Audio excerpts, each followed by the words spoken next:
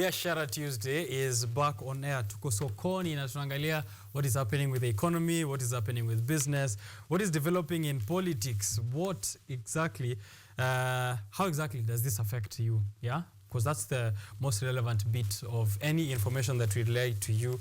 We relay to you from our studios here. And this being KUTV Rise today, we are hoping that we are setting a successful tone for you for the rest of the week. Welcome to Biashara Tuesday. If you're tuning in for the first time, do let us know where you are enjoying this show from. On YouTube, KUTV Kenya, we are streaming live on all the social platforms. If you're watching us from diaspora, do let us know and tag us at KUTV Kenya. Tag me on my personal handles as well at Richard_Okenya. I'll be sampling your feedback on the stories of the day. In this newspaper review section, there has been some developments. Of course, it's been a silent Easter. Not so much has happened in the country. Not so many statements have been made. As a matter of fact, not enough statements have been made such that Rigathi Gachagua doesn't show up in most of the major stories that we're going to discuss here this morning. DP Gachagua is always somewhere here featuring in the front of the dailies, but this time round seems not to be anywhere, or according to what one of my panelists has noted. But one man who doesn't miss, Raila Odinga, still on the front of the dailies. Let's know what that is about, but right after I allow them to do their introductions and then we get into the details. From my very far right is a new face to the show, Mofa's King, and he tells me the king part of it is very important. So let's hear it from him, and then we can hear from Nick Madime Mwangi. Good morning, Mofas. Good morning. Yes, welcome to the show. Thank you very much for hosting me. Yeah. It's a pleasure being my first time at KUTV. Right. The reception has been warm. Looking forward for a fruitful discussion. Right. Please do let our viewers in on who you are and in what capacity you appear here, if any at all. I'll introduce myself as on two aspects. Makada Ephraim, number one, is a Kenyan citizen, a concerned citizen who means no harm, intends no harm, and has never done any harm to any individual. On the professional aspect, I'm a graduate. I'm graduating soon from Atingi University, pursuing bachelor's in computer science. Then coming to what has brought me here today, I'm the current head of the Kenya Youth Federation, Nairobi County, and a member of the Jubilee Party. All right. Yeah. What does the federation concern itself over? What are the matters for the federation? Our Kenya Youth Federation is a social economic movement that intends to transform the life of the young people in this country. When you say social economic, it means that when you look at the dynamics across the country right now, the most people who are suffering are the young people. So we saw a loophole and a gap, and we decided that this can be filled by the KYF movement, whereby on normal locations we normally do community projects, whereby we partner with donors, government agencies, everyone across the mantle to make sure that the young people are not idle and they have something to do that brings to them what we call the daily income. Because I know many people may ask themselves that, under what capacity are you doing that? Yeah. I'm just a responsible citizen, and when we have a government that is failing in its things, in its operation, responsible citizens, in most cases, they have to show up and to make sure they live a society better. A man is not defined by how many ladies he has. No, a man is defined by the impact he has on the society. Yeah. I'm a believer of so. At my young age, I believe that the little I have and the opportunity I got, if I can transform the lives of 1, 2, or 3 young people in this country, it will be better. Right. On the other end, KYF is also some sort of a political movement. We are transforming ourselves, and we will discuss more as we head toward the next general election. All right. Thank you very much for creating time and for the work that you're doing with Kenya Youth Federation. I have to agree with you. When you have a failing citizen, or when we have a situation where we can't keep crying and calling for help from the government, we take up that opportunity and avail that to our fellow citizens. I saw also earlier actually a story that I read out here, prepared by our reporters and the newsroom, of a young person over the Easter period in Kisii County who actually went out to the streets out of their own volition, their own resources, and distributed items here and there to street families, gave them business information. I've not seen business, business civic education being done to street families before. Yeah, so that's quite a unique offering. Those are some of the projects we normally do. Nice. We have the community, what we call them community summits, whereby, as I said, KYF, particularly in Nairobi, is made of professionals and mostly graduates across all the fields. We have aeronautical engineers, we have lawyers everywhere, economists, everyone. Like, we normally take the initiative, we visit the, let's say, for example, the rural, the slums, and educate the young people there. And not only the young people, let me say, it's only branded as, it's the young people who do the job, but our main aim is to educate the society. So we normally educate our mothers, our fathers, on the responsibility on not to wait for the government to do ABCD for them. Yeah, we do civic education also. And on the other hand, also, you just do a lot. If you get time, you can visit our website, that is kyf.com. And you can also visit our headquarters that are located along Haile Selassie Avenue, Kawa House, first floor, to get more insight. To join as a KYF member, all due procedures are there. Everyone is welcome on board as long as you are a Kenyan citizen. Okay. Yeah. Kenyan citizens, please do join in those efforts. Good morning, Sir Nick Mwangi.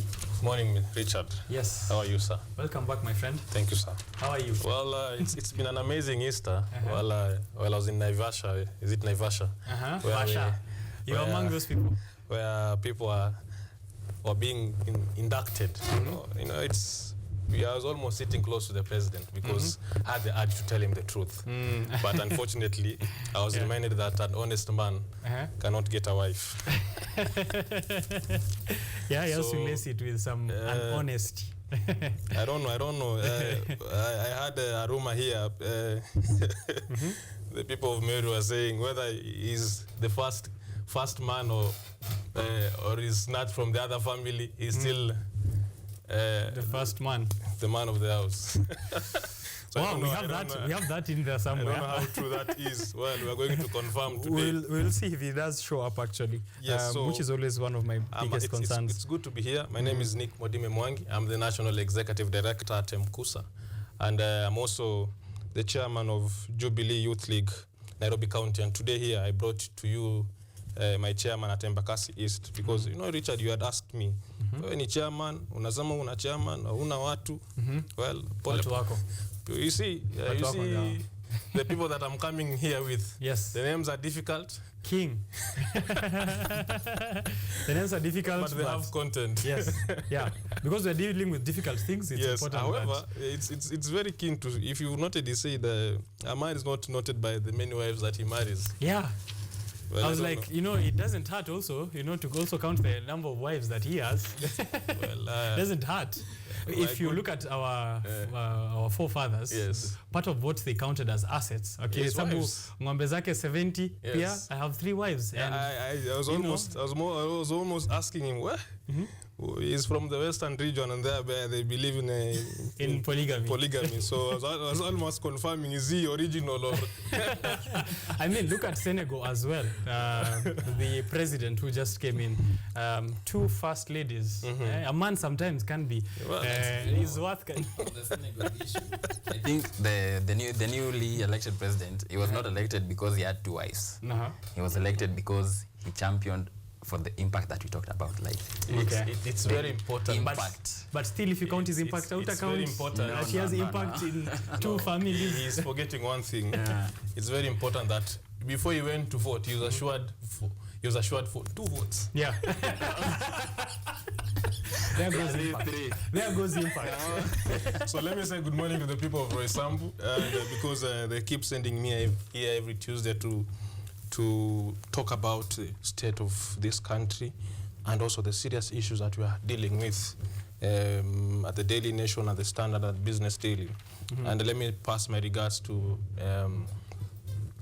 Benson Wafula, and all the people of Roysambu, and of course Mkusa. They keep sending me. I'm saying I'm passing my regards to my chairman of Nyandarua, my chairman of Maranga, my chairman of all counties that Mount Kenya Colleges University Student Association we are at. Right. Yeah, I'm so glad to be here. It's Glad a to new have month. you. Yes. And one of the most important thing before I forget, Richard, today is 2nd of April, Yes. 2024. Where I'm coming from also, I have on a different heart. Today is World Autism Day. Yes. So it's very important we remember all the parents and the caregivers and the children and the men and the young men, even older, who are going through this condition, because it's a lifetime kind of condition, and to remind them that they're not alone in this journey. Yes. Yes. Great efforts, by the way, that you have going there. Thanks so much, sir. Matters of autism awareness, and I'm hoping someday, I will keep saying this, tutaka tuweke gazeti kando, Yes. speak about that. We speak about that, yes. I think it will be very relevant. Yes, yes. However, this morning on the capacity you are in here is for the discussion on the newspaper review. Yes. And let's have a look at the headlines, gentlemen, and then decide which editor, nani amelala, nani ako kazi, nani anajali maslahi ya Wakenya kwa zile story ambazo zinatuhusu. The Daily Nation has a big divide over NADCO report. Majority Leader Kimani Ichung'wah promises document will be implemented in full, and we are seeing here that a war of words is developing between the two sides. That is the Kenya Kwanza side, the Azimio coalition team, even as President William Ruto appoints a 3-man team that will look at the 2022 general elections electoral process. This is after a long period of discussions through this NADCO report, where we saw the likes of Eugene Wamalwa, who didn't even sign it off, but are still currently questioning the legitimacy of this process. So big divide over the NADCO report. That is the headline in the Daily Nation. The Standard has a completely different headline and is taking a look at the health crisis. It's Ruto's big silence as healthcare system collapses. Ruto's big silence as healthcare system collapses. That is the headline there. The Standard and the Business Daily, why Kenya is shifting to Japanese-Chinese bonds. Why Kenya is shifting to Japanese-Chinese bonds. So the Business Daily is having a look at Kenya's efforts towards patching that budget deficit through bonds, which are being floated in Japan, in China, Japan, and the Middle East. The Daily Nation is having a look at the National Dialogue Committee's report, which of course was constituted to have a look at those disagreements between the opposition and the government, which stemmed or began in protest earlier last year, 2023. And then the Standard is having a look at the healthcare system, where clinical officers are now joining KMPDU in a third week of strikes. Clinical officers are now in their second day of strikes, if you're counting yesterday and today, and they're saying they will not relent until the government heeds to their call and meets their demands, which were already signed in a CBA from way back in 2017. Gentlemen, looking at those three headlines, the Business Daily, the Daily Nation, and the Standard, ni gani mnasema, tukianza na wewe, Mofas King?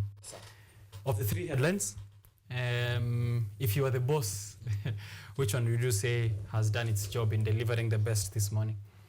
I'll give the Daily Nation a credit. Okay.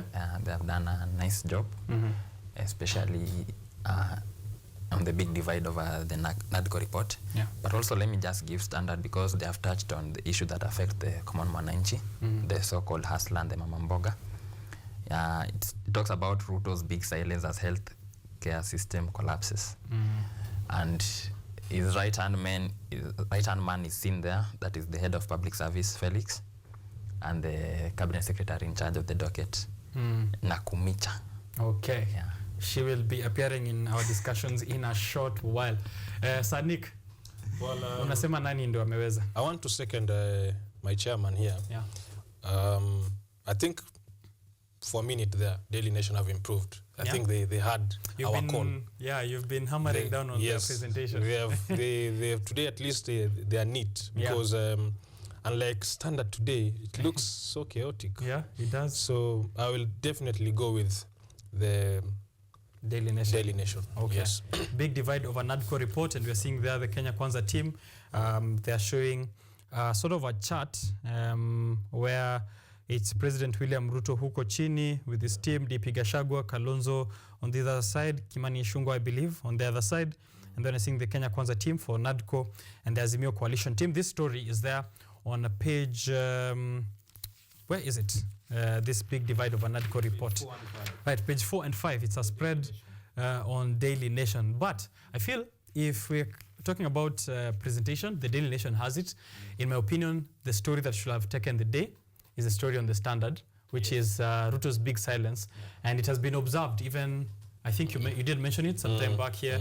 Last week, when I started on Tuesday, my panelist also did begin with that, saying that President William Ruto is yet to say anything in regards to the strike that is currently ongoing by medical officers, interns who are, of course, requesting to be posted. And CS Nakumicha, ambaye alisema by April 1st, interns walai wanapostiwa. Haki ya nani? Na sasa tuko tarehe 2, right?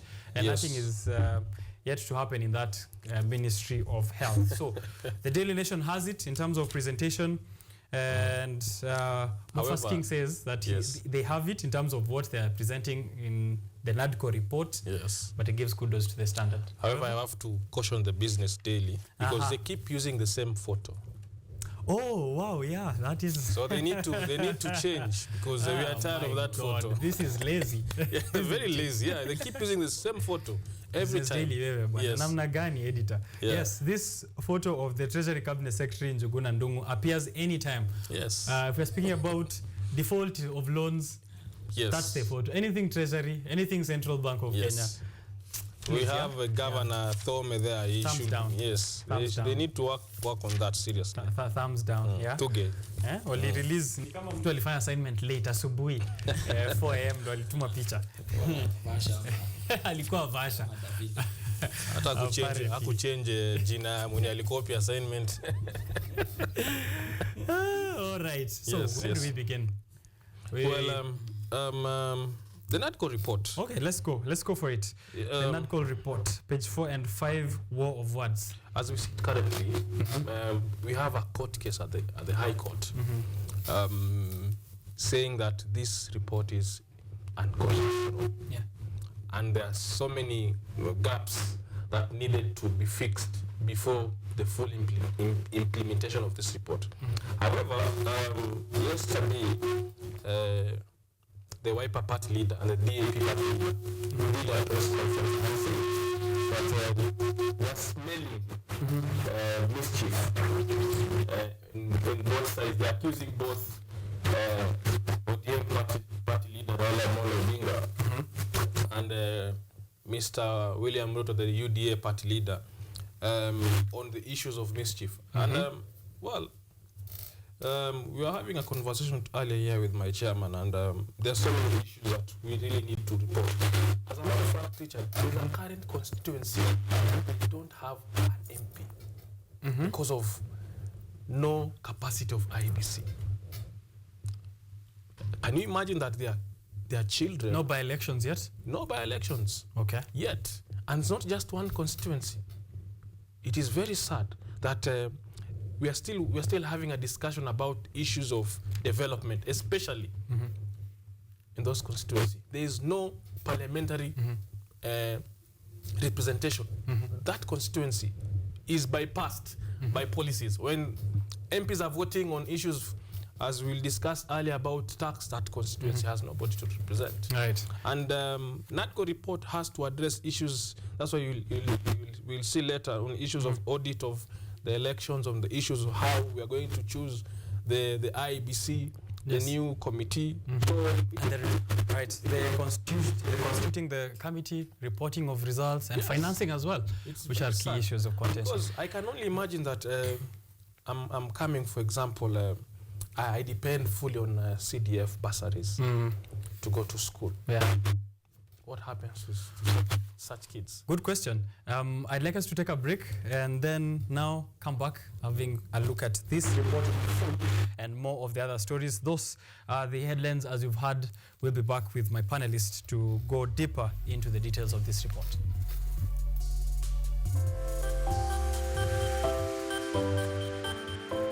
back with the NADCO report. Nick, you were letting me know of the problems and the issues that you were foreseeing there, including the constitution or the constituting of the IEBC commissioners. Yeah. You've just let me know before we came back that this is a process that is likely to go all the way to 2027. Yes. Then, I mean, 2026. I thought this, when we went into a national dialogue committee, I remember it was just right after those protests, street protests, ambazo zilikuwa mostly about the cost of living, the crisis of the cost of living. So if this is going to stretch all the way to 2027, then, I mean, what was the point? Well, I want to agree with my party leader, His Excellency Uhuru Muigai wa Kenyatta. He assured people that this report was not legitimate because it still does not address the issues that we were really talking about, the issues of the cost of living, the issues about fuel, the issues of why we really went on the street. We cannot, of course, if we focus so much on the issues of representation, we have IEBC, we elect the next, let me say, president, but we have not addressed the issues that are still concerning the common Mwanachi. So, in as much as a DAP party leader is playing on the fence, because he is playing on the fence. On one hand, he's saying he did not sign the report, but on the other hand, he's complaining about on its delay of implementation. Yes. So Him did not sign the report. Eugene Wamalwa did not sign the report, and it is now being pointed towards this court process being an insider kind of ploy to paralyze the operation. Well, as long as I want to agree, because my party leader was true to his word.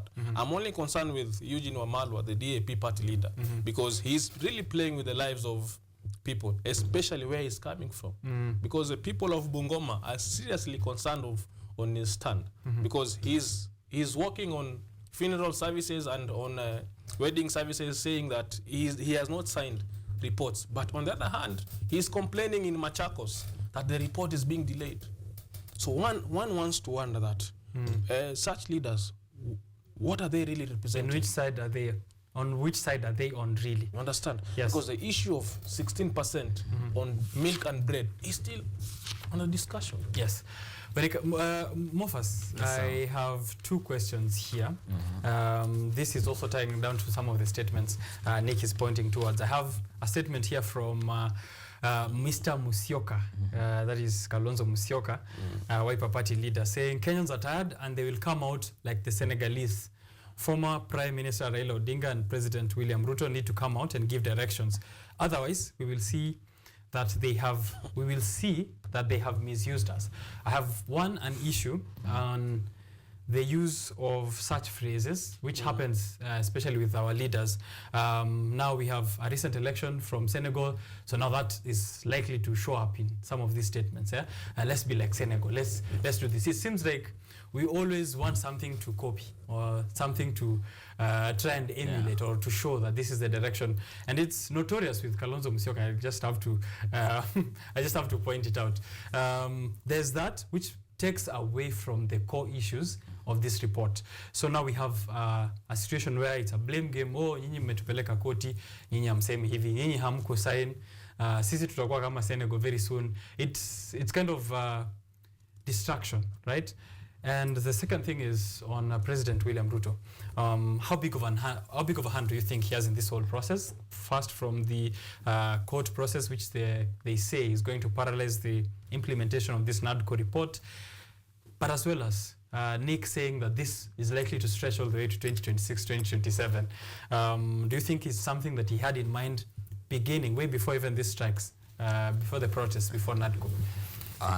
Thank you very much. Yeah. First thing first, I want to say that the Wiper Party leader is being cynical by claiming that we'll go the Senegalese way. Yeah. Remember, the recently elected Senegal president is 44 years old, meaning that if we were to go the Senegalese way, our next presidential candidate should be 44 or below. Yeah, which means they shouldn't vie. They shouldn't vie. First thing first, if he's really honest, he should stop the campaigns that he's having right now and support a young person. Support a young person. That's the first thing we are saying. And he should stop double speaking from both sides of his mouth. That on the other hand is mentioning Senegal, yet is acting like Museveni. Yeah. That should stop. Yeah. Then on the NADCO report, personally, I'll want us to go back a little bit and see what led to the formation of the NADCO report. Yeah. The NADCO committee. Yes. Yeah. I remember after the general elections, people went into healing from August to around, I think it was December. Then come January, it is when the protest started. And during that time, the cost of living was unbearable for many Kenyans. Many Kenyans could not afford 3 meals a day. Many could not afford school fees. Healthcare was a crisis in this country. You understand? And that's what led these people to go to the streets. And it ended up into the formation of the NADCO committee. And it even attracted the international attention. We saw the former Nigerian president, Obasanjo, who sat the two leaders, the president and the former premier, Raila Odinga, and they agreed on formation of the NADCO committee. Yeah. Now, they sat down and they discussed issues. Now, to my surprise, when you look at the NADCO report, issues that were discussed, one of the things that took us to the street. Yeah. You see the formation of the premier's post with the budget from the government, formation of the office of the official opposition leader being funded by the government, A, B, C, D, and D. And in that report, I've read it, there's not a single where I've seen on policies, ideologies, and ideas on how the cost of living for a common Kenyan can be reduced, on how healthcare can be made affordable to all Kenyans in general, on how education can be made to all children of this country. Yeah. I'll want to first congratulate President William Ruto for playing the cards right, because he knew these people, one thing, their stomach was Yes. They were hungry. They were hungry. Yeah. So, so is there a likelihood that there was an underwater handshake between Raila Odinga and President Ruto, given in how they've been moving, them meeting Obasanjo during that time, which could be considered a handshake? They met with Museveni recently. Yeah, there was an underwater handshake, let me say so. But I remember one time Moses Kuria said that Raila Odinga is an opposition figure, but is in the former part of the opposition. And when in the former part of something, you always get the goodies. The people who are in the cold, the likes of Kalonzo and Wamalwa. Just going back to the question, we see that Ruto's hand on the NADCO report. We know Ruto, myself, personally, I wouldn't call him a smart guy as many Kenyans regard him. I'll call him a mkora, a political mkora, who plays his cards in the cunning way, you understand? You remember very well that if you go back to history, William Ruto's history is been a cunning person from his teenhood to his campus days to YK92, you understand? Yes. So personally, I expected nothing different. I'm even surprised that the likes of Wamalwa and Kalonzo are on the street yapping that, oh, we are seeing that the government are not having good intention with this. Yes, but remember, they were warned. You remember during all these committee meetings, the likes of Ichungwa, Ndindi Nyoro, and Gachagua, they were on church podium saying that we don't see the need of the committee because Kenyans already spoke on 8th of August. Remember, the elections were so divisive, you understand? Massive rigging, and people are even questioning the president's legitimacy, you understand? So from there on, if these people are wise, they will have withdrawn from the committee and gone back to the street to say that they want A, B, C, D and to address. But they took it upon themselves to put their stomachs ahead. Right. Eugene Wamalwa, however, says that since he didn't sign the report, he didn't receive the remuneration. So which means, hajakula kitu bado. So he never signed, but during the discussions, he was there. Yes. If indeed he had the intentions of Kenyans at heart, first thing first, he will have withdrawn from the committee and said that the things that we are discussing there are not at the Kenyans' interest. Right. They are at our personal interest. But coming out later and saying that A, B, C, and D is happening, and that's why I did not append my signature on the report. I never received my, what do we call it, the budget. Remember the committee was allocated a budget. Yeah, I never received the money that the people who sat there were giving, you understand? Yeah. It's being cynical, it's being confusing and shambolic in his speech. Right. And personally, I want to say that the NADCO report, personally, it's not different from the BBI. It's only that the players have changed. And William Ruto is using this game, number one, to kill the opposition of this country. He wants to remain in power, to continue remain in power till 2032. That's his first tactic, and he's doing that by delaying the implementation of the NADCO report. You understand? Up until the next general election. Yes. Okay. You remember the president himself, he has an authority over the courts, and this must be said. I remember there was a time he was in Kakamega. He stood on a podium and he said, mambo ni matatu. And the following week, all cases that were following Mumia's Sugar were withdrawn from the courts. And the judgments that were made, they were in the line of the common Mwanachi. So he cannot come and tell us that he has no hand in the halt that has been put on the implementation of the NADCO report. He has a hand in it. Right. And for political analysts and the politicians, they know that Ruto has a hand in it. But one funny thing, you will see the ODM sycophants keeping quiet because they know their boss is already sorted. It's only the wiper and the others who are in the cold war shouting, you understand? Yes. But all said and done, what we are saying, such kind of politics must come to an end in this country. It has reached a point whereby personal interests are overshadowing the interest of the public. Because remember during those protests, so many people died. I remember there was a young man who was dressed in a military regalia. He was shot dead by the police. Yeah. Remember there was a bus which was burnt along Ngong Road. Business lost. You understand? These issues, like it's a bygone to most leaders, and most of them are talking about their personal interest. Right. We have no personal enmity within the leaders, but what we are saying, and we are calling these leaders too, the double speak is what has brought this country to where it is today. Right. We want leaders who are accountable and they speak what they mean. All right. Yes. They speak what they mean. Exactly. Nick. Yes. Amorphous King has rubbished both sides of this NADCO committee. The side of Azimio, who of course are, give statements depending on what the order of the day is and which accounts have been looked at and spotlighted with the budget, right? And then we have the other side, which is lacking goodwill and has a big hand. President William Ruto, of course, the court process. For a man who is always at war with the courts, he seems to be using the courts when it's in his favor, which is such a case where we have seen that, of course, freezing of the process by the High Court. Now, Amorphous has said that, I keep calling him Amorphous. Yeah, it's okay. Amorphous King. Yeah. He's Morphous, not Amorphous. Yeah, okay, that is Kosawa. He said that President William Ruto is trying to kill the opposition. And when we look at page 6 of the Daily Nation, we see that happening, even internally at ODM. Raila Odinga likely, or should he secure the chairmanship of the African Union Commission, we're going to see that internal politics and of course opposition politics going to be a huge conversation in the next couple of years. And I'm seeing from where I'm sitting at, this is going to be as well a huge distraction to the opposition. They'll be focusing so much on the internal politics and the business of course, being the watchdogs and looking at the NADCO report between now and 2027 is going to be a bit problematic. I could be wrong. You can correct me on that. What do you see is going to be the direction, especially for opposition politics, as putting this into perspective? Well, Richard, I think my first point will be what I can clearly see is Kalonzo, the Wiper Party leader, is trying to take a step as a new official opposition leader. However, it clearly shows there's a huge split between Azimio leaders. And for a minute there, you definitely cannot see Martha Karua in all these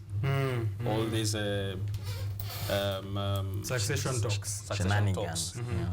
Because I think Martha Karua has been crying for from the word go that the objective of this report was a facade. And it seemed only to benefit the big boys for top jobs. And two, the issue of Kenya Kwanza, as President Ruto is trying to portray, they are still solid. You can clearly see that Azimio is breaking part day by day. However, you can now see that now there are formations of Azimio. There is now the ODM side. Now there is now the Kalonzo side. Clearly, you see that the Wiper leader and the DAP leader are working together in different parts of the country. So However, it seems Azimio Yes. is ODM. well, ODM has a majority of members of parliament and members of Senate and also governors compared to other parties. Coalitions are formed by numbers, and the top coalition in Azimio was ODM party, followed by Wiper, then Jubilee party. And over the days, because the Wiper leader is crying for us as well, calling for people to go on the street. I can only sympathize because he himself cannot lead the Kamba nation to the street, sadly to speak, because he's a leader from the Kamba nation. He cannot manage to call even a single one of them to the street. And because the reason why he wants Ruto and Raila to endorse this report, so that he is officially affirmed as the opposition leader. Because he spearheaded these talks for the opposition You side. understand? Okay. So that is what is his angle, because he is carefully and strategically targeting 2027. And that is why you see Kimani Ichung'wah telling him also the issue of affording housing is also on the report, and it's still on the, they are still fighting the court case in the court. And on the response of what Kimani Ichung'wah is telling the DAP leader, the first process of supporting the report was you signing the report. And that's why I said earlier, Eugene Wamalwa is playing on the fence because he does not want to be blamed to support it. However, we know those tactics because he reminds me during those days, because I'm a student leader, there are tactics that you used to do. Budget ikireleasiwa and when a signatory, unaenda unasema kuna hii pesa imetoka and you don't want to sign the report. So that you are included.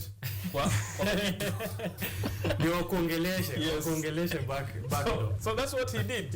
And he was facilitated very well. We know those tactics. I'm going to throw this way out of the scope by saying, might he be targeting just unajua ile yenye sometimes you're somewhere waiting for that one day there's an opportunity. Could he be waiting for a cabinet reshuffle such that he's sitting on the fence in case, because it's someone who's been picked up to be to lead a ministry before? Could he be trying to play lukewarm? Richard, you've read my mind. That's what I was getting to, because he is known for such tactics, and that's why you see Didmas Baraza in Bungoma saying that he's a man that he was a minister for water, and the only water that he came with in Bungoma was his bottle of water in his car. Oh wow. I totally agree with Didmas Baraza because that points out something about because such leaders, and we see day in day out, they claim that they want to support the people. They claim that the price of bread and milk is still high, but there's nothing that are doing.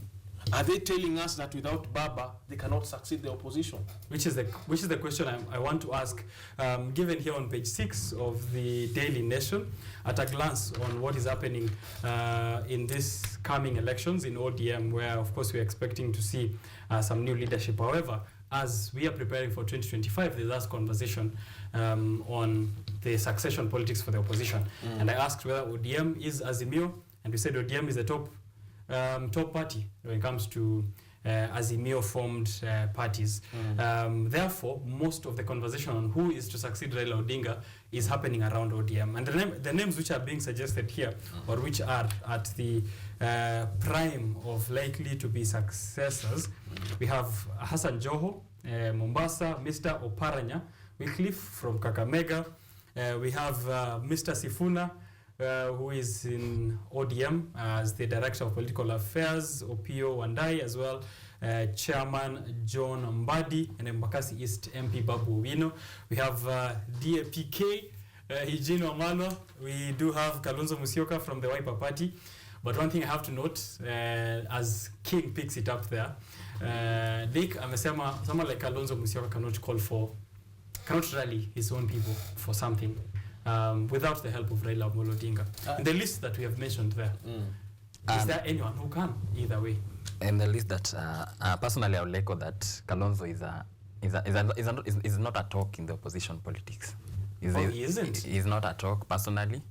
I only think he only commands the Kamba region. And Kamba only comprises of 3 counties. 47 minus 3, that is 44. So where does the 44 counties remain? Even if you ask Kalonzo today who is the governor of Garissa, he doesn't know. Who is the governor of Wajir, he doesn't know. So in opposition, Kalonzo is an ex. He's just there to keep himself relevant in the political field now that he feels he's still young. Yeah. Is he young though? He's not young. That's what he feels. But person. You know, personal opinions are regarded on personal beliefs. But I don't think he's young. Now, on the succession politics, I've seen some funny names that have been mentioned here. First thing first, I've seen. It surprises me that the person who tops the list is Hassan Joho. Come on, it was likely to be the CS land de facto. Yeah, he was even already he already said that first thing nikiingia ile shamba Ruto iko Tana River 2000 acres inarudishwa wananchi. Anyway, all said and done, what I personally say, the names that have been mentioned here, let me analyze them at personal level. Joho, ODM itself is too big for him. And when you look at the history of the former Mombasa governor, he has been an MP for No, he has been an MP in Mombasa from 2005 by election to 2013. Then he succeeded as the first governor of Mombasa County. That's the political history. But when we have other issues, remember there was even a scandal that this is a man who scored a D. D meaning disappointed, disadvantaged. Academic board. Yeah, disappointed, disadvantaged, all the bad devil, like. So I don't think he can be the next person for ODM. Oparanya, I'll give him a 50-50%. Now, then just go back to Joho. In the just concluded general election, if you want to know this leader is a crook, the current government, UDA, managed to garner 44% of the votes from the coastal region. Now, this is the person that some few coastal region leaders are claiming that he's fit to succeed ODM when he cannot even deliver 60% of the vote base to ODM. You understand? From his own backyard. Yes. So I'll disqualify him at the go, and also his history. Everyone knows where the accusation that has been laid against him, and it's on the public domain. Is on the investigation list of the CIA. But it seems to be a qualifying factor when it comes to Kenyan politics for you to have a But we are changing it. We are changing it. Yeah. That it was a qualifying factor in the past. That's why the likes of Kabogo, Waititu, Sonko, and him were in the seat. But going forward, we are changing. Yeah, we know the leaders we want. All right. Oparanya, I'll give him a maybe, but he's too old. He was a good governor. He did a nice job in Kakamega. Remember, during the rankings by Infotrack and Mizani, over the 10 years he was there, he never missed the top 5. So, me personally, I'm a leader who believed on track record. Like, what have you done in the past that can show you, if we give you this post, you'll deliver in the future. So, I'll give Oparanya 50-50. Then also, mind you, he has the vote-based region of Western. In Western, he managed to deliver 4 governors. He delivered Busia, Kakamega, Vihiga, and Trans Nzoia, though in DAP. You understand? So that's something that shows some sort of command from your base. You know, you cannot be a leader, you cannot claim to be a leader in the national interest while at your home you are being fought left, right, and center. So Oparanya, I'll give him a credit for, but he's too old. I don't think we are at a point whereby Kenya needs 2 old men to lead us. Only old men. Yeah, that should disqualify him from the seat. Sifuna is what we call the political kiriku. Yeah, political kiriku, and that does not make you a leader. Speaking and yapping on live televisions, yes. Yet Nairobi is in disguise, is not taking any action against the governor. that does not make you a leader. Plus, remember, Sifuna only won because of the party. He doesn't command the base. He has failed the election twice. Remember, he failed for nominations in his backyard, back in Western Uko. Before he vied for Senate. For Senate in Nairobi. Yes. So that shows that, and personally Nairobi, he won because of the party, not because of Sifuna as a brand. You understand? Right. Yes. So I don't believe he should be even in the list. He's too young. Maybe he should do a lot, and let us see how he handles the current incompetent governor of Nairobi, Sakaja. Yes. Okay. Going to podcast and live shows, just mentioning names and say they are not doing this, A, B, C, D, and D. As the senator, what are you doing? So that's where we should go. Okay. Babu Owino is the next ODM leader, but only if he takes the following into action. Let's go back to history. Remember, when Raila Odinga wanted to take over the opposition, he quit the then political party that he was in, that Ford Kenya. Remember, there was even wrangle with the late Wamalwa Kijana. That was in 1997. He resigned from the Lang'ata constituency seat and formed his own party. And he went back, you understand? So I believe that for you to be branded as a leader who intends forge your own path. Yeah, you need to forge your own path. ODM already has its own history and it will remain there. You don't need another people in ODM. For Babu Owino to be the next leader, I think it's time he takes the mantle and risk. In politics, is about risk. I don't know, he's too afraid or what, but he's riding on the ODM leverage, you understand? Instead of ODM riding in him, you understand? Okay. So I feel like Babu will be the next, but only if number one, he decides to take his own path, right, and say that I'm capable and I can do this. And let me just go back to history. If you look at the world politics, remember, let's take a look at South Africa. Julius Malema of South Africa. Remember, he was a former the Youth League chairman of the ANC until he was expelled. He channeled his own political party called the Economic Freedom Fighters, EFF. Right now, they're giving ANC, they're not sleepy, you understand? Yeah. Going back to Uganda, Bobi Wine, there's not a single day he slept in the same bed with the likes of Museveni and Besigye. He formed his own space. And even going back to history, the likes of Fidel Castro, all these revolutionary people you see Babu Owino is claiming to be. You cannot be preaching water and drinking konyagi. He needs to preach water and drink water. Right. If indeed intends to take this country forward, he needs to form his own path, he needs to drive his own policies and come up as his own brand, not as an ODM young tack. Yes. Yeah, we need Babu Owino as his own brand, and we will be there to support him if we see he's capable. Succession politics, he's called them funny names, especially the ones that are on top of the list. Joho, Sifuna, a Chatterhead. I said it's just going around in podcasts and TV shows mentioning names. Nick, I don't know what you feel about the succession politics. I'm of different opinion, Richard. Okay. Because I told you before, Baba has a way to always stay on the top of the newsline. Newsline. Yeah. One thing that people are not considering is Baba may not even actually resign in ODM. Yeah. Because 2025 is the election period for AUC, right? He could resign even in 1 year. A Mandela moment. Because from the people of Nyanza, this will be a huge achievement, because when Baba is just the president of Africa, it's a topic conversation. I'm thinking it as a good political tool for 2027 for him, because if he manages successfully to take AUC, then it's a high possibility for him to take government in 2027. So he could use this as a way of still he's using it as a way of consolidating so many people. Remember, he's not building popularity because he's already popular. Yes. He's just consolidating. Yes, he's consolidating. Remember,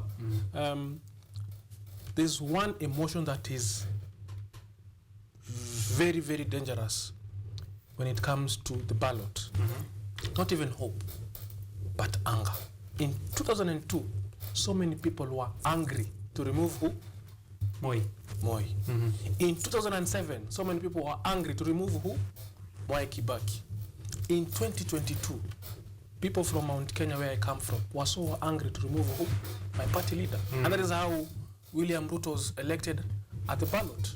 Not because he's good at what he does, or he's very knowledgeable. No, it's because people vote on anger. No matter what I tell you, that how I tell you about policies, about hope, that does not sell at people. People will tell you, because in 2022, you will tell people that this person that you want to elect, especially where I come from, that this person, quote unquote, allegedly, he's been accused of theft. But people are saying that ile pesa naiba ni wanatuletea sisi. Because when anger enters your head, you forget all reason. And what Baba is trying to do, he's trying to allow people to get angry. Okay. Because come 2027, I assure you, it will be very difficult for Ruto to sell himself. Because people are getting angry, and I said it here, angrier and angrier by the day. Right. And it's very unfortunate that, because Baba knows to play the game, it is very timely that Joho woke up all of a sudden. Oparanya is very busy also doing the same thing. Because I foresee a case saying that they are co-party leaders until he comes back from AUC. And even so, if Raila leaves ODM today, starts another party, that will be the party of the opposition. Kindly, just a moment. I want to echo the statement that my boss here said on Raila clinching the AU seat. He will possibly win the 2027 general elections. If he wins that the AU seat. Now, this was a discussion that we were having like a few weeks ago on the possibility of Raila winning this seat. And personally, I see it as the last nail to be hit on Raila's, what do we call it, casket, to bury him. I see it as a game, because I don't think, from my own perspective, Ruto is intentional on Raila winning the seat. He wants to taint a name, because remember, if Raila wants Raila to lose the seat. Personally, that's what I feel. Okay. That's what he's planning. He's planning. Then come 2027, the narrative will be, I supported mzee. Similiona hadi nikampeleka kwa Mseven. Nikamorganize hadi Kagame. But he failed. Sasa unadhani this time atanishinda? Ataniweza mimi kweli. So that's the narrative. And I don't know what Raila has planned. And how confident he is that he's going to win, because I've seen him meeting so many presidents. So far he has declared around 6 or 7 presidents are supporting his bid.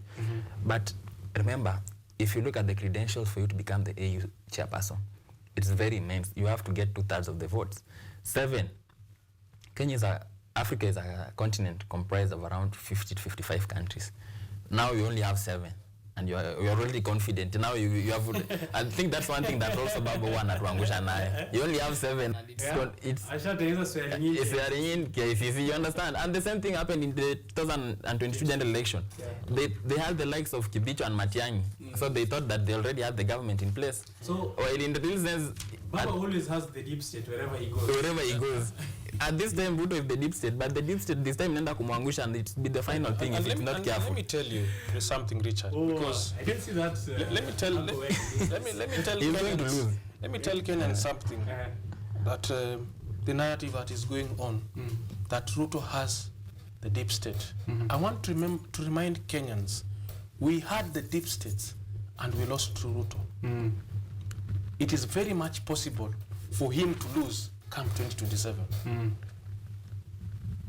And I assure you, it is our anger for lack of bread, for lack of milk, for high taxes, for being forced to pay for affordable housing bills, for lack of an education funding model that works. Right? Today, I woke up in the morning, I was being briefed about Chavakali boys on accident on Kisumu County, Mamboleo roundabout. The other day, I saw our people here in KU. I saw our people in Moi University. These things we're not discussing. They are very busy organizing football tournaments in Thika, as you have seen. And pledging $1 million shillings. And you understand? And we want to tell Kenyans, especially our young people, our anger right now, let us preserve it on the ballot. Okay. Because unlike what I would want to disagree with my chairman of Embakasi East, Sifuna knows what he's doing, because he has understood that, especially in Nairobi, most people are coming from the work perceptions here in Nairobi, especially here in Nairobi. People listen to those podcasts. People are getting angry because of those podcasts, right? When he comes on air and says that he has so much hate for Koome and Kindiki, you can imagine the anger he's feeling, the young people. The woke culture is in it. You understand? Because the politics in Nairobi involves being woke. You understand? Okay. And because, speaking of Japhet Koome, he's really been silenced after Maandamano. People are dying in killed by bandits, right? We saw an MCA, right? A member of county assembly being shot dead. Yet he is really quiet. Yeah. But I want to understand, because apparently we were told we are the less clever. We are the less clever. Ruto is more clever than us. Yeah. For him to be advised by Susan Nakumincha, for him to be advised by Ezekiel Machogu, for him to be advised by Kindiki, for him to be advised by Lintuka Minturi, who says that fertilizer over donkey is as a result of ODM or Azimio propaganda. How stupid does he think we are? I have to agree on something about Sifuna there, which is the talking is what got him to be SG of ODM, by the way.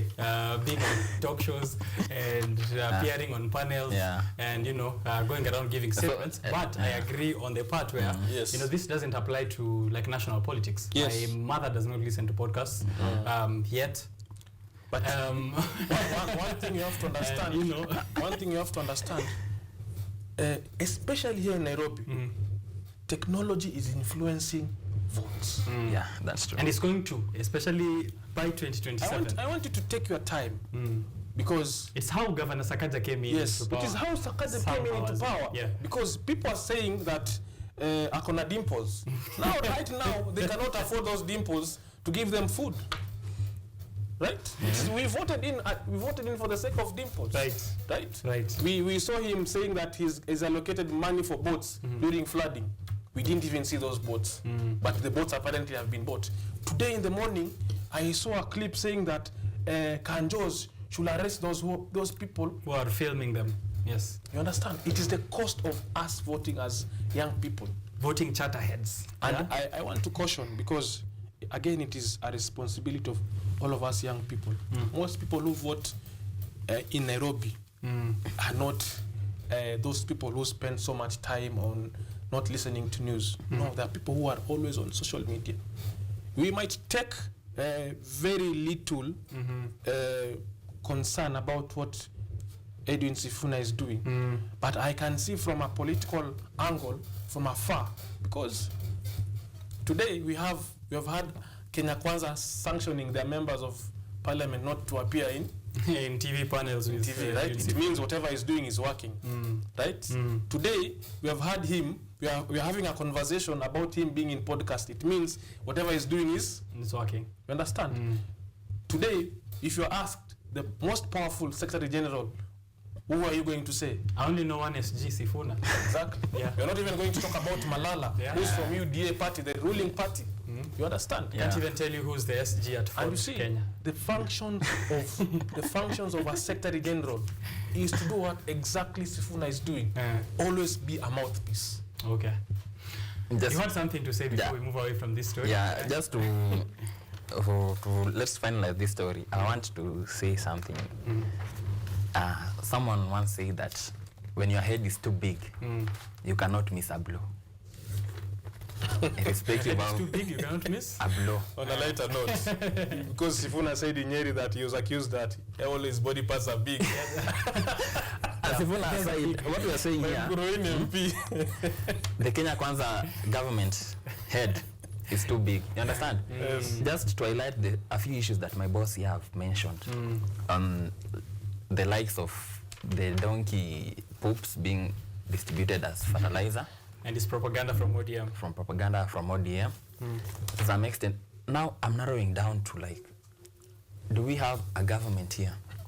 Because if you look at the cabinet secretaries we have right now, Let me just take an example of Kindiki. Personally, me, I heard some people saying that when Kindiki speak, it's like he's singing a lullaby to the bandits. Like they want to listen to him every time. That he, oh, we are coming there. That's the kind of interior ministry I have, minister in this country. You remember the Matiang'i days? He's coming for them. He's coming for them. You understand? You remember the Matiang'i days? When Matiang'i could roar and you are a bandit somewhere. you know he's coming You for know he's sure. coming for you. You understand? Kindiki aside, now that he is the lullaby singer of the bandits, let's go back to this Nakumicha. Do you know Nakumicha's law of operation? He claims she's a doctor. But when we dug into her academic background, the woman has 2 diplomas and a master's degree. And in the Kenyan education model, we know that for you to get a master's degree, you must have an undergraduate degree. Yes. You understand? One thing also that is surprising me is that Nakumicha is a graduate from a university in Turkey. She claims that she did an online degree in pharmacy. Personally, we know how pharmacy degrees now. It involves practicals. Now, we are questioning, how did she arrive to do the practicals now that it was an online degree? You understand? So it's a government made of quacks. It's shambolic. They don't know what they want. They cannot differentiate their left from their right. Going to the deputy president, I heard that pronouncing his name was too difficult until the name had to be shortened from Rigathi Gachagua to Rigiji, so that he can even pronounce his own name. That's the second person in power. You understand? That's our deputy president. That we expect if something happens to Ruto, will take over. You understand? So we are having quacks, confused individuals claiming to know, yet they know nothing. Is the president aware that now I'm coming? This is I'm coming there. Okay. The argument under which this government was formed was that wewe tukusaidia kuwa rais zingine tuachie sisi. Yes, that's where you see the agriculture ministry. I think the largest docket, the largest minister, according to me right now. It is the highest grossing docket as well in revenues. In revenues, you understand? Yes. We have never even had a statement like what are they planning to do, only for the cabinet secretary to appear when farmers are complaining, and even videos are circulating. I have around 10 videos, not from Bungoma, everywhere. People showing dank poops. Even in extreme cases, we have seen dried human feces in those fertilizers that they are claiming that they're selling to people. That's how the serious situation. And when he appears, do you know whom the blame is shot at? It's the Azimio people. Yes. Not even as the Azimio is sabotaging the government. To know the matters is worse, even the president is in part of this. He sends his bulldog, Dennis Itumbi, to Rita Sitina funeral in Narok to claim that this thing is a propaganda that is being propagated by Azimio to taint the name of the Kenya Kwanza government. Yes. Now we're asking ourselves, since when did Azimio become the part of the National Cereals and Producing Board, NCPB, to start distributing fertilizers, fake fertilizer, to these people? And if they think it's a propaganda, we want to tell the government that those fertilizers that you are claiming that are not fake, we might take the initiative to go around the country, collect them, and to come and dump them at State House, so that you believe that indeed these fertilizers are fake. You understand? And this issue of trying to throw blame and not taking the responsibility, it's a bygone in this country, and it should be taken. And do you know the crisis that is facing this country now that the fertilizers have not been distributed? In the next 4 or 3 months to come, the cost of unga might shoot up even to 250, because the production has been compromised. Yes. There is no fertilizer. Even in some cases, there is no mechanisms to make sure irrigation. And the minister is very quiet. You understand? Yeah. And to make funny things, to know how incompetent this current minister is, even his ex-wife, the MP for I don't know which one. Yes. She said it on a live television. She was asked that, do you see the agriculture minister as incompetent? She replied that, yes, this man is incompetent. Now, this is a woman who has slept with the same bed with the minister, claiming that he's incompetent. Now, when us as when we claim he's incompetent, we are saying, oh, it's blame game. No, those things have to come. Even from in his bedroom. In his own bedroom, amesema ako incompetent. When as we say he's incompetent, it becomes some sort of a blame game. Understand? Well, yes. I'll bring it. It is 9:53 in the morning. Yes. And before Sanik picks it up, I want to tell you guys we have 4 minutes, so up to 9:57. I'll bring it on a logical kind of perspective. Yes. So that Kenyans understand. We are currently experiencing what kind of rains, Richard? Heavy rains. Heavy rains, right? Our farmers we rely heavily on agriculture for food production in this country, right? Our farmers are currently late in the planting season. So what does it mean on food supply and production? Yes. Low, Low, right? What does it mean on when it comes to the increase of food shortage? High, right? What does it mean on drought season that is coming?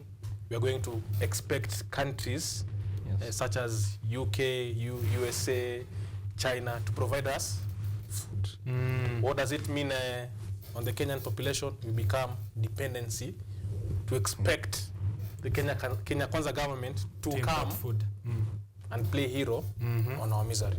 Right. You understand?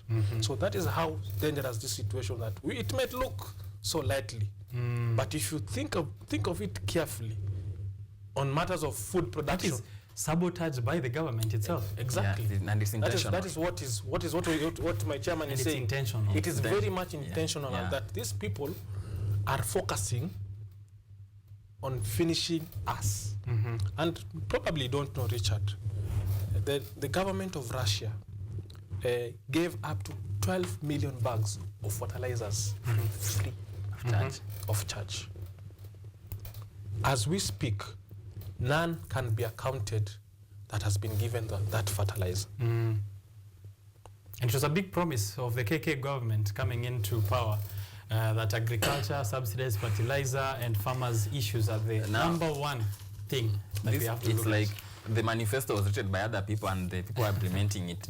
Are completely different. Yeah. Yes. So this also ties into that big silence which we were to talk about on the health sector. Ruto's big silence. KMPDU are in their third week of strike. Clinical officers have joined them. I'd like just one comment each because we are way far behind time. Just one comment on that public health crisis. Keep it short, please. And then we can wrap personally, this segment. I would want to encourage the doctors and the clinical officers to continue the strike to make sure their rights are met, because you cannot have a government that a president wears a jacket worth 5 million, then you claim you cannot have money to post interns. We know all of us are aware what these young people go through to become certified doctors, only for you to be given a salary equivalent to that of a senior G4S security officer. It's like these people are discrediting education. So I'm in support, and if they want me on the street also, I'll put on a lab coat from the butcher, my butcher guy, and join them. Your Mutura guy. Yes, yeah. Tuendelee na hiyo maneno. Kabisa. Thank you Well, very much. I heard the deputy party leader of ODM, Wycliffe Oparanya. He said that the medical doctors, they scored A's and A minors, and he was really concerned, and he told Nakumincha straight to his face, I don't want to be accused for disrespecting Nakumincha. But Wycliffe Oparanya said he's not so sure on what she got, and the decision that she's making seemed to be very unclever. So he's dealing with clever people. So he should listen to he should listen to clever people only. However, that aside, probably she needs to understand that, unlike all other professions, medical doctors can always work on private hospital. That's true. Richard. Yes. They have other avenues to do. And they are paid work very at. well. Yes. As a matter of fact, medical doctors do us favor when they work on public hospitals. Yeah. Because if you walk into MP Shah, if you walk into Aga Khan Hospital, you're going to find them there working. Yeah. So they can prolong this strike As much as they can. So it's a very sad state. And I don't expect the president to talk. I expect Nakumincha to do her work. Yes, to do her work. Yes. And so the president as well. We are facing a public health crisis, and we hope that something will give. Let me close because of time. I'll be the one to do the last quote here. Thank you very much, gentlemen. Yes. Once more for coming through. The final thing, goodbye to our viewers. Definitely. Yes, that's the chance now I'm giving you to do that. Our parting shot is that Kenyans, we are speaking, not here to entertain you, but what we are saying are facts. Facts and truth. And from your, I think most of you are watching us. I can sure most of you yesterday slept hungry. today you cannot go to the hospital, and if you may decide that maybe you go to school, you might get some food there. Also, you cannot afford the school fee, so they cannot allow you to pass through the gate. So what you are calling for Kenyans is that embrace yourself, and we are saying that it's high time this shenanigans come to an end. It's high time that we take the leadership into our own hands and make sure that we change this country once and for all. The narrative that, oh, A, B, C, and D is the suitable candidate for us, no. We are the suitable candidate for ourselves. Let's embrace ourselves and let's plan for a better future. Thank you, Kenyans. Thank you very much there. Nick? Allow me to say thank you so much, Richard, to you, and also to the camera guys, and also to Director Ryan for continuously allowing us to be part of this production team. And then let me say thank you to the people of Mkusa, to my national chairman, Faris Jane, to my national treasurer, President Eston Maina. These are honorable men that we work with at Mkusa and the entire Mkusa fraternity. And then finally, thank you so much to the people of Resambu and people of Nairobi. Thank you also to my chairman for heeding this call. All right. Asante. Thank you, gentlemen, for creating time for us this morning. It's almost 10 a.m., so I have nothing much to say, but thank you for creating time for KUTV Rise today. We'll be back here next week on Tuesday. On Monday, Current Blessing, Art and Culture. Alafu mimi Biashara Tuesday hapa every Tuesday morning. The quote at the back of the Business Daily today comes from Winston Churchill. I have to say I don't like to quote Winston Churchill, but let me just do it because the Business Daily has it. It is better to do something than to do nothing while waiting to do everything. It is better to do something than to do nothing while waiting to do everything. Think about it. May you have a successful week. May your jokes be high. May your profits be higher so that you can laugh all the way to the bank. My name is Richard Okenye. I'll see you around.